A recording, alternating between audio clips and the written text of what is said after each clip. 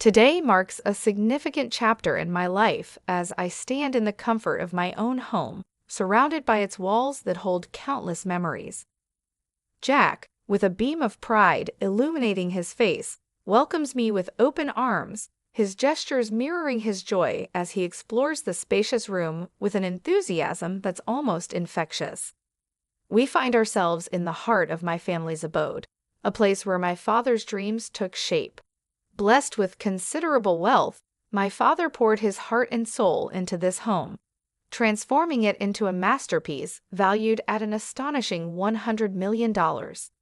This house stands as a testament to his dedication and passion, a legacy he entrusted to me before his departure from this world.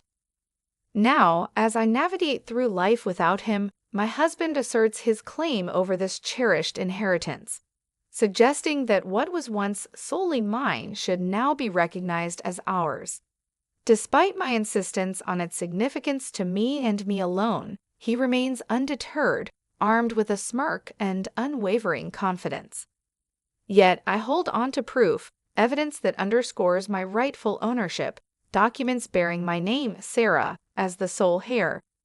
At 42, my life is intertwined with the digital realm, thanks to my role at an online bank.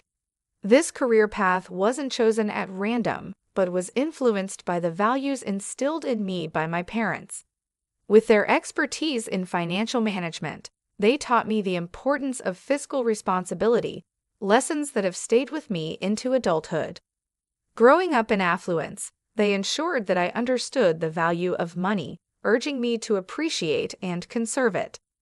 Despite our financial standing, my upbringing was marked by modesty. My allowance hardly surpassed those of my peers, and lavish dining was an exception, not the norm. My education was rooted in the community, attending a local public school over an exclusive private institution. Yet, rumors of our family's wealth spread, painting a picture of a life filled with luxury and endless indulgences. Sarah, with your massive house and wealth, life must be a breeze, right? You must have all the latest gadgets and games. Can we come over to play? Such questions were commonplace, yet they couldn't be further from the truth. My reality was far from the opulence many imagined. Despite not having the most expensive toys or the newest game consoles, the assumption was that I lived a life of extravagance. I often found myself at the center of unwelcome attention, with peers perceiving my family's financial status as an opportunity for their gain. "Sarah, you're wealthy, aren't you? Could you lend me some money?" Such inquiries made me uncomfortable, highlighting a stark contrast between the perceived notion of my lifestyle and the values my parents worked hard to instill in me. In a twist of fate, I found myself in a tricky situation when I accidentally damaged Maria's gaming console. At the moment, my pockets were empty, and the timing couldn't have been worse. Around the same time, July and I had just started our journey as fifth-grade classmates. She questioned whether I had shared this dilemma with my parents, but the fear of their disappointment sealed my lips. "I can't tell them. They might get upset. That's why I'm turning to you, Sarah," she confessed. The thought of saying no weighed heavily on me, fearing it might lead to an uncomfortable atmosphere at school. However, my parents' firm stance on not lending money left me with no choice but to apologize to Julie for my inability to help financially. My refusal left Julie in tears, and it wasn't long before whispers began to spread. Accusations were thrown my way, questioning my reluctance to aid a friend in need given my family's financial stability. I found myself entangled in a situation that I had no part in creating, steadfastly explaining that my hands were tied due to a lack of funds. Amidst this, Maria chimed in with a judgment that stung, suggesting that I valued money over friendship. The situation escalated as Maria and Julie wove a web of lies around me, claiming I had borrowed money without repaying and refused to cover the cost of the broken console. The school's faculty soon untangled the truth, reprimanding Maria and Julie for their actions. Unfortunately, their warnings only fueled the fire, and the rumors spread like wildfire, eventually reaching my parents. In response, my father took it upon himself to address the matter, leading to a meeting with the involved families. Despite receiving half-hearted apologies, I chose to keep my distance from Maria and Julie thereafter, enduring their occasional mocking glances but no direct confrontation. That evening, over dinner, my father offered a piece of advice that I would carry with me for years. With a reassuring smile, he reminded me of the importance of standing firm in my decisions, especially regarding financial matters. "Sarah, always remember, it's okay to say no. You don't have to disclose whether you have money. If someone persists, just say you'll need to ask your parents, even though you know it's not permitted." This lesson on navigating financial disputes with grace and firmness became a cornerstone of my approach to friendships and financial interactions. As I moved on from elementary school and later graduated from university, I became more cautious about whom I invited into my personal space, focusing on building relationships grounded in character rather than material wealth. My career post-university was marked by a deliberate effort to steer clear of financial entanglements, dedicating my energy to my work and maintaining a private personal life. This experience taught me the value of boundaries, both in friendships and finances, shaping the person I've become today. At the age of 35, I crossed paths with Jack, who would later become my partner in life. Our meeting was orchestrated by a mutual friend, and despite Jack being a year my junior, his sincere and buoyant spirit quickly won me over. His candor was a breath of fresh air, and it wasn't long before our casual dating blossomed into a serious relationship. 2 years down the line, we celebrated our union with a vibrant wedding ceremony, much to the delight of my parents, who warmly embraced Jack into our family. About a month into our marriage, my father, perhaps sensing the depth of our bond, proposed the idea of having Jack over at our place. Although I had full confidence in Jack, I harbored some reservations about his penchant for conversation, fearing he might inadvertently divulge sensitive family information. However, emboldened by a month of marital bliss, I decided it was time Jack knew everything about my background. Thus, I extended an invitation to him to visit my parents' home. Jack's reaction upon stepping into my family's residence was one of sheer astonishment.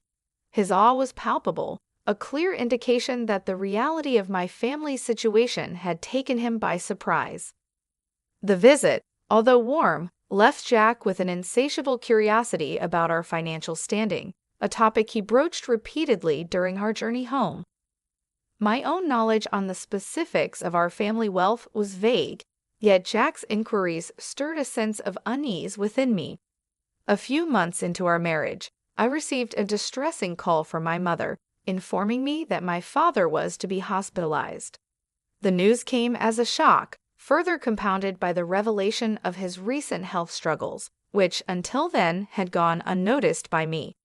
Reflecting on our last visit, I recalled my father's diminished appetite and frail appearance, which now filled me with regret and concern.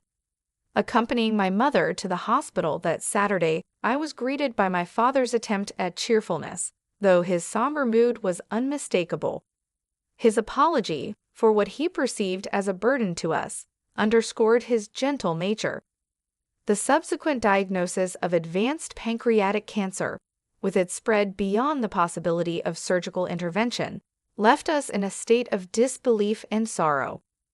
The notion that someone as health-conscious as my father could fall victim to such a cruel fate was beyond our comprehension.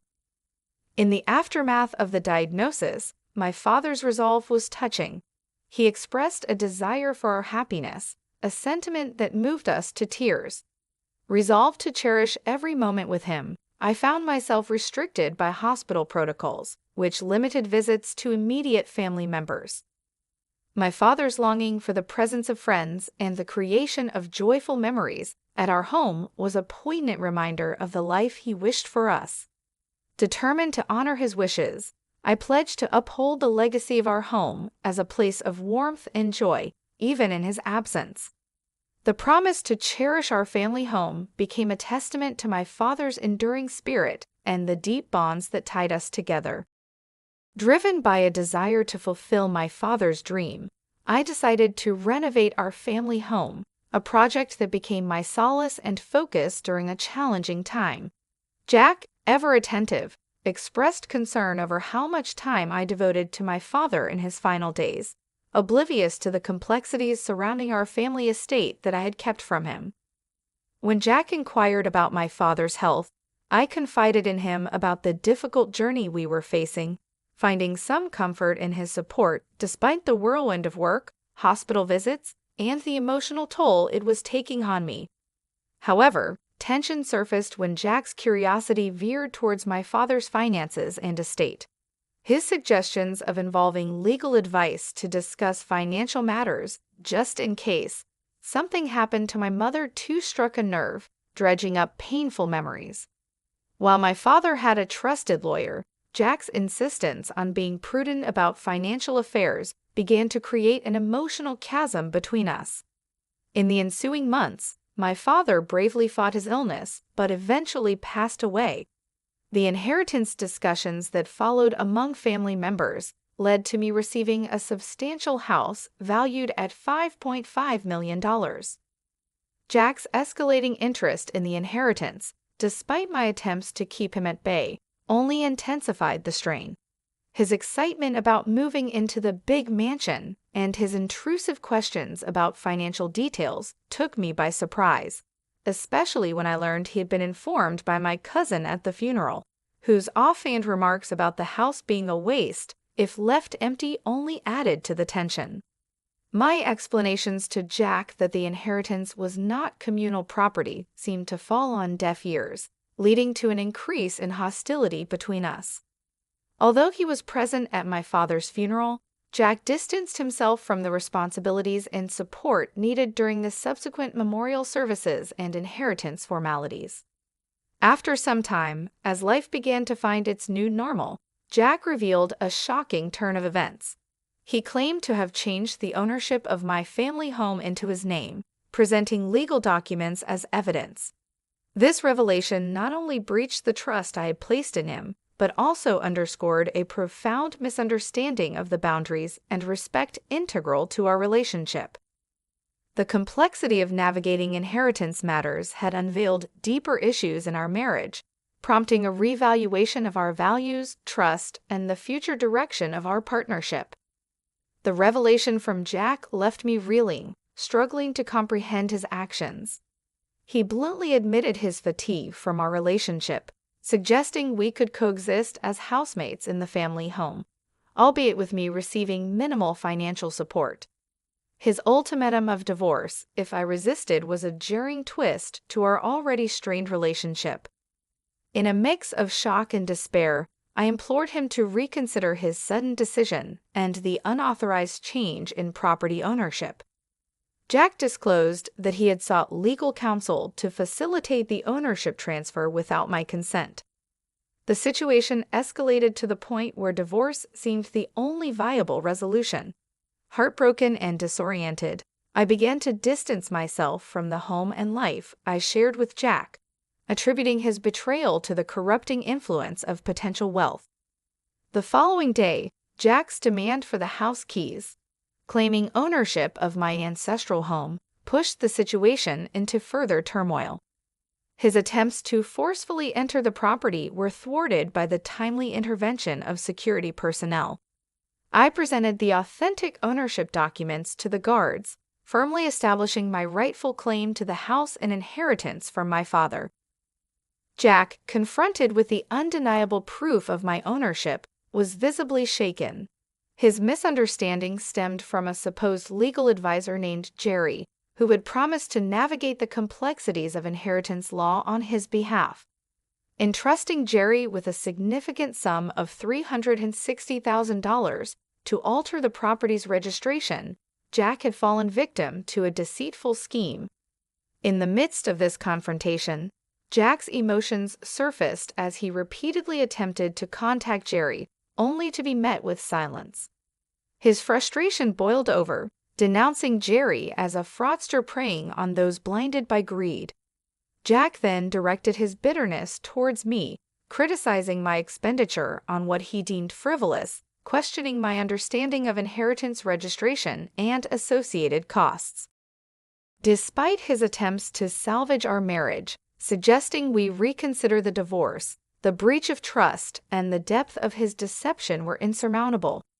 I requested the security guard to escort him away, closing a painful chapter of my life. In the months that followed, reflection and distance allowed me to process the events, reinforcing the importance of trust and honesty in the foundation of any relationship. The ordeal with Jack, underscored by manipulation and betrayal, served as a poignant lesson in guarding against the allure of wealth at the expense of personal integrity and love. On the solemn occasion of my father's first memorial service, held at our family temple, Jack made an unexpected appearance. Since our divorce, life had not been kind to him. Jobless, entangled in financial woes, and seemingly betrayed by those he once trusted, Jack cut a forlorn figure. His disheveled state spoke volumes of his plight, standing in stark contrast to the respectful solemnity of the day. As he attempted to express his apologies amidst tears, his actions inadvertently shifted the focus away from the memorial, causing a stir among my relatives. Despite his emotional turmoil, I found myself compelled to ask him to leave, a request that ultimately necessitated intervention by security. This incident, happening during such a poignant moment, left me with mixed feelings. Eager to move forward and distance myself from the shadows of our shared past, I decided to relocate from my parents' home, a decision that had been in the works. I settled into a new abode, severing my connections with Jack, who, despite everything, continued to visit the family property, now transformed into a thriving rental villa. My mother and I embarked on this new venture together, managing the villa that blossomed into a vibrant place of joy and respite for many. Jack, on his end, appeared to have embarked on a path of self-improvement, securing a new job and earnestly pursuing a fresh start. The transformation of our family home into a rental villa not only honored my father's vision, but also became a haven for guests from diverse backgrounds. The villa, celebrated for its picturesque setting and expansive garden, quickly grew in popularity, hosting an array of events from intimate weddings to joyous family gatherings. Managing it alongside my mother deepened our bond and immersed us in a fulfilling journey of hospitality and service. In time, the success of the villa enabled us to enhance its offerings, introducing a swimming pool, an inviting outdoor lounge area, and a playful corner for children. Our dedication to creating a welcoming and memorable experience for our guests solidified the villa's status as a premier destination, drawing travelers in search of tranquility and unforgettable moments. This venture not only allowed us to realize my father's dream, but also provided a platform for creating cherished memories, echoing the warmth and hospitality that he always envisioned for our home. While tending to the garden of our rental villa, a sense of profound satisfaction washed over me. The transformation of our family home into a haven where guests could gather, celebrate, and forge enduring memories filled me with pride. I could almost feel my father's pride in what we had achieved with his vision. This venture had not only turned his dream into reality, but also bestowed upon us financial stability and a newfound independence. The journey here taught me invaluable lessons about trust, money, and the resilience needed to carve out my own path, distinct from the shadows of my past experiences. In this journey of self-discovery, I learned that adversity could indeed shape a more resilient and determined future. News about Jack reached me through mutual acquaintances, indicating he had managed to steer his life in a positive direction. Securing a meaningful job and learning from his previous missteps, Jack's progress was a testament to the transformative power of confronting and overcoming personal challenges. Knowing he was doing well brought a sense of peace, affirming that both of us were on our respective paths toward healing and self-improvement. Ultimately, my father's dream served as a catalyst for growth, not just for my mother and me, but for everyone who crossed the threshold of the rental villa. It became a sanctuary where guests could experience joy and make memories to cherish for a lifetime. The success of the villa stands as a living legacy of my father's vision, constantly reminding us of the values of resilience, determination, and the profound impact of realizing one's dreams. Through this endeavor, we've created a space that extends beyond mere accommodation. It's a source of joy, a site for celebration, and a testament to the enduring spirit of dreaming big and working hard to make those dreams come true.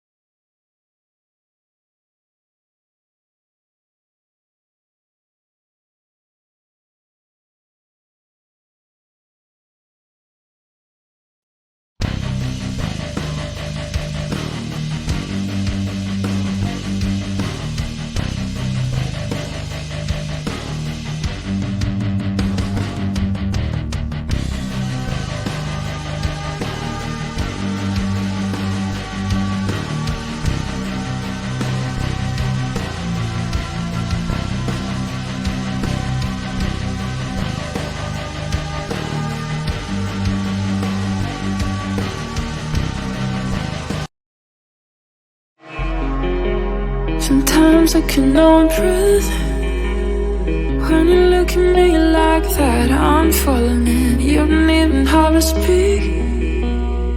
I'll be calling out your name. Nothing